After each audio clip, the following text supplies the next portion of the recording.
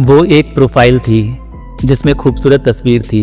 वो एक दोस्ती थी जिसमें दिल जीतने की तासीर थी, मगर उस दोस्ती के पीछे छुपा हुआ था एक राज, जहां खूबसूरती का बहाना था और फंसाने की एक कला। आप देख रहे हैं शेरोटेप्स, उज्जैन के एक सीधे साधे नौजवान की कहानी जो एक पल में बदल गई एक दर्द भरी निशानी।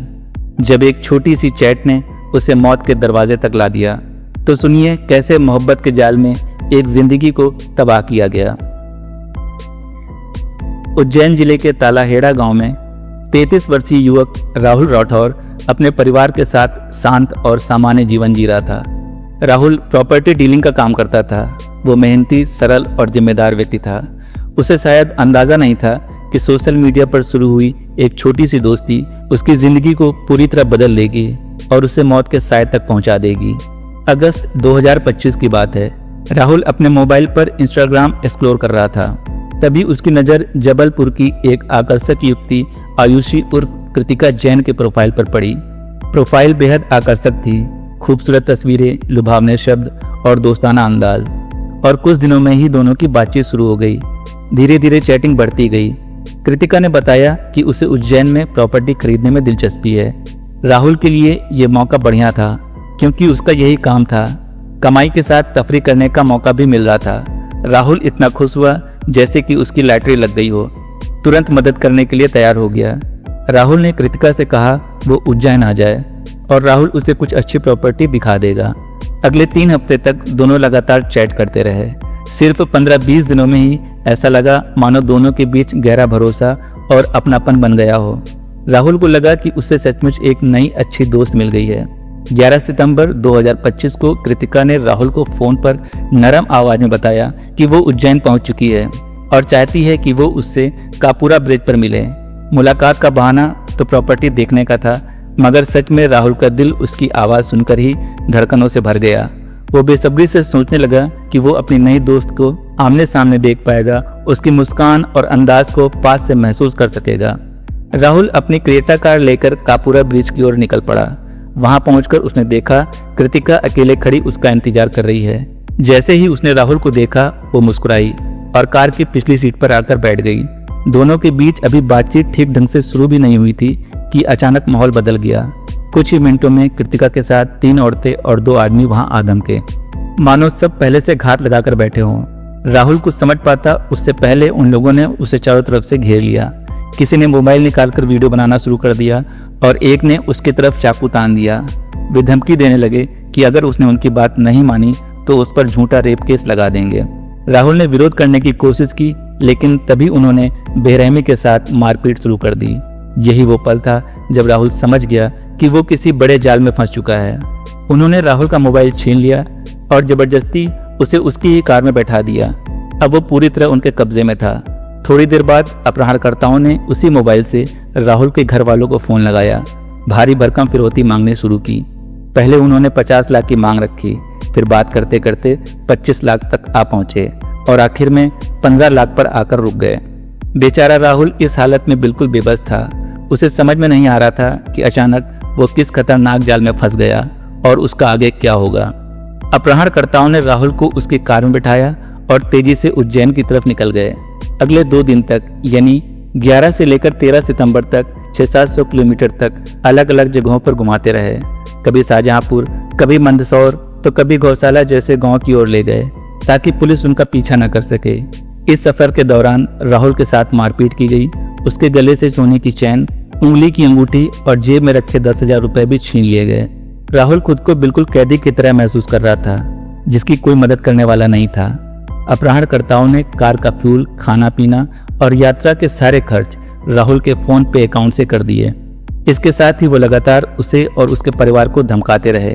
अगर जल्दी फिरौती नहीं दी गई तो राहुल को झूठे रेप केस में फंसा देंगे या जान ले लेंगे। इस पूरी स्थिति में राहुल पूरी तरह डर के साए में था। अपहरणकर्ताओं ने पहले राहुल से 50 लाख रुपए की मांग की। जब राहुल ने कहा कि उसके पास इतने पैसे नहीं हैं, तो आखिरकार वे 15 लाख पर समझौता कर बैठे।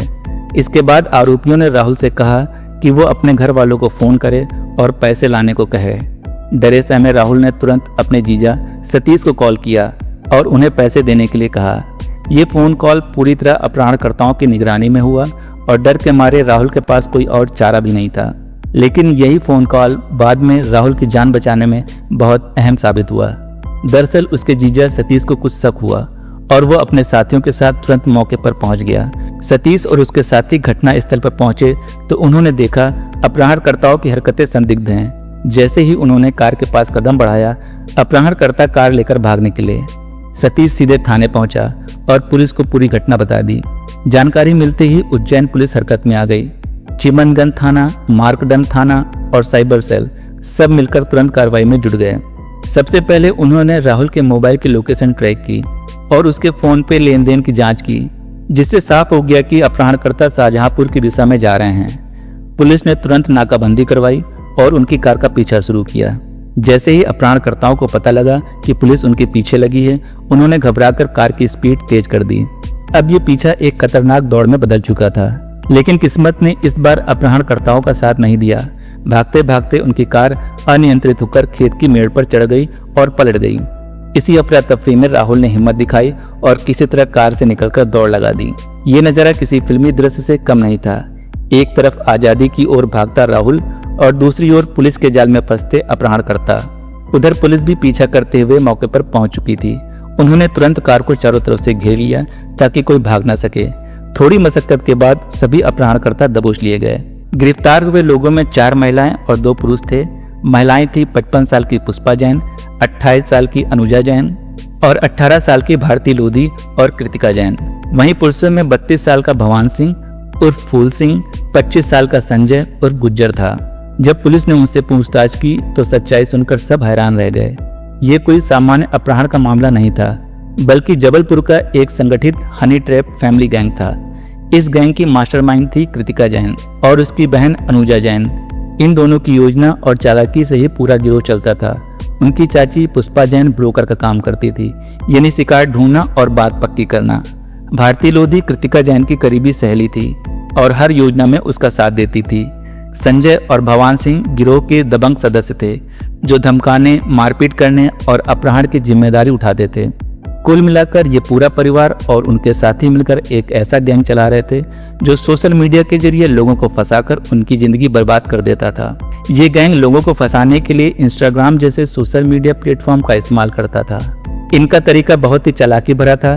पहले दोस्ती करना, फिर मीठी मीठी बातें करके भरोसा जीतना और उसके बाद शादी या प्रॉपर्टी खरीदने का लालच देकर शिकारी को अपने जाल में खींच लेना।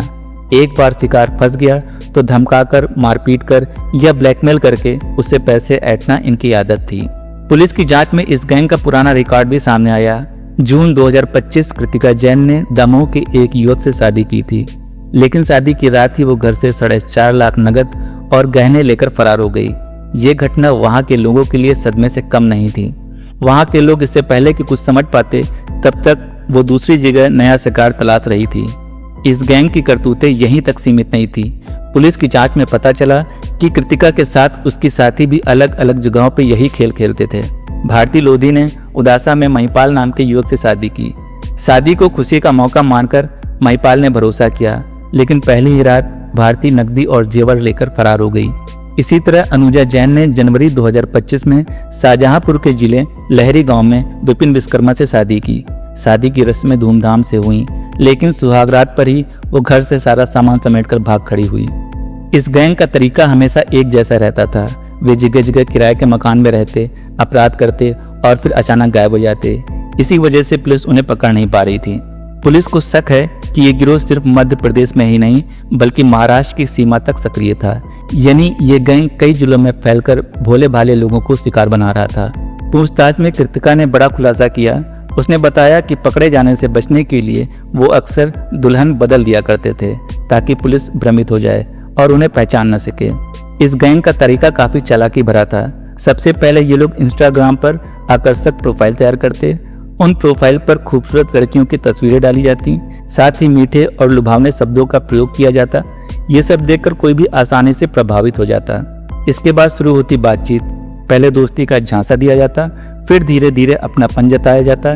जब शिकार पूरी तरह भरोसा कर लेता तब उससे प्रॉपर्टी खरीदने, शादी करने या किसी और लालच का सपना दिखाकर मुलाकात के लिए बुलाया जाता। और जैसे ही वे जाल में फंसता शुरू हो जाती थी ब्लैकमेलिंग, धमकियां और लूटपाट। जैसे ही कोई शिकार मुलाकात के लिए राजी होता, गैंग पहले से ही पूरी योजना बनाकर वहां पहुंच जाता। मुलाकात महज एक बहाना होती, असली मकसद था अपहरण या लूटपाट। इसके लिए वे पूरी तरह धमकियों का इस्तेमाल करते, कभी मारपीट करते तो कभी झूठे रेप केस में फंसाने का डर दिखाते। इस पूरे खेल में गैंग की सबसे बड़ी चालाकी थी महिलाओं की मौजूदगी। जब सामने कोई लड़की या महिला होती तो शिकार को जल्दी भरोसा हो जाता और वो शक भी नहीं करता। इसी भरोसे का फायदा उठाकर वे लोगों को आसानी से जाल में फंसा लेते। पुलिस अब इस हनी ट्रैप गैंग के बाकी नेटवर्क की जांच कर रही है। शक है कि इसके तार दूसरे शहरों और राज्यों तक फैले हुए हैं। यानी जो सामने आया है वो तो बस कहानी की शुरुआत है। इस गैंग का जाल शायद और भी बड़ा हो सकता है। सोशल मीडिया की दुनिया में अनजान लोगों पर सोच समझ कर ही भरोसा करें, क्योंकि आकर्षक प्रोफाइल और मीठी बातों के पीछे धोखे का जाल छिपा हो सकता है। ये कहानी हमें सिखाती है किसी भी ऑनलाइन दोस्ती को असल जिंदगी की मुलाकात में बदलने से पहले पूरी तरह सतर्क रहना चाहिए, क्योंकि जल्दबाजी में लिया गया एक कदम आपकी जिंदगी को बहुत बड़े खतरे में डाल सकता है। अगर आपको ये कहानी पसंद आई हो और आप चाहते हैं कि ऐसे सच्चे किस्से हम आप तक लाते रहें, तो लाइक बटन दबाकर हमारा हौसला बढ़ाएं।